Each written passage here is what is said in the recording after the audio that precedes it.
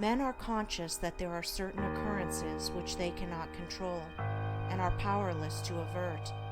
Birth and death, for instance, are inevitable, and many of the incidents of life appear equally inevitable. Men strain every nerve for the attainment of certain ends, and gradually they become conscious of a power which seems to be not of themselves, which frustrates their puny efforts, and laughs, as it were, at their fruitless striving and struggle.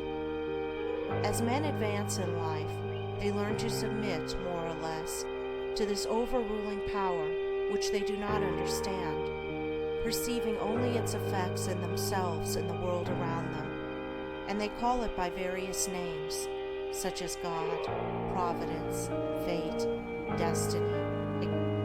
All moral teaching is an affirmation of man's freedom to choose his course and mold his destiny, and man's patient and untiring efforts in achieving his ends are declarations of consciousness of freedom and power. This dual experience of fate on the one hand and freedom on the other has given rise to the interminable controversy between the believers in fatalism and the upholders of free will, a controversy which was recently revived under the term determinism versus free will.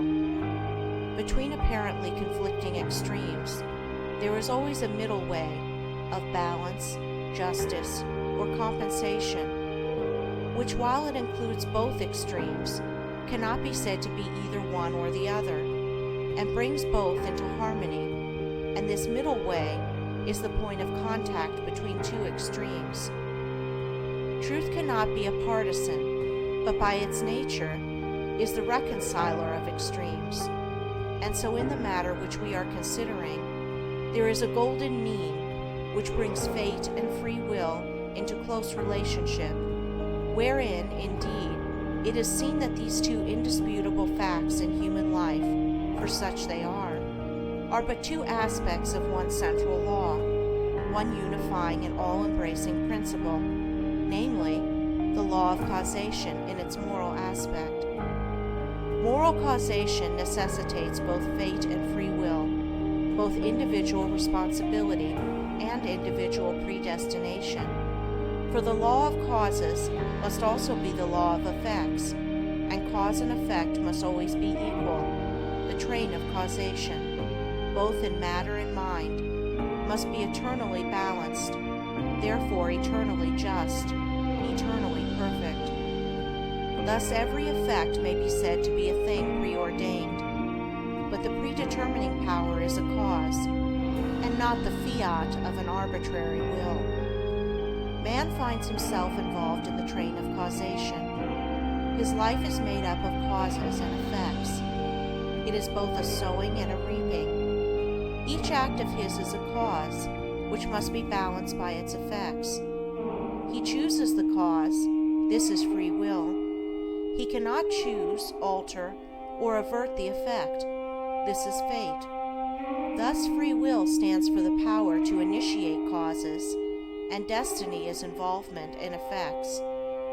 It is therefore true that man is predestined to certain ends, but he himself has, though he knows it not, issued the mandate, that good or evil thing from which there is no escape, he has, by his own deeds, brought about.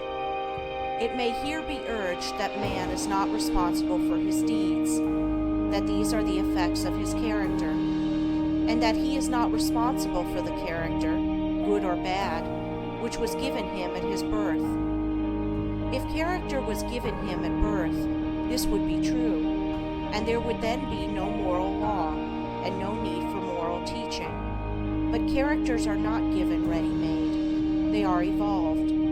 They are indeed effects, the products of the moral law itself, that is, the products of deeds. Character result of an accumulation of deeds which have piled up, so to speak, by the individual during his life. Man is the doer of his own deeds. As such, he is the maker of his own character.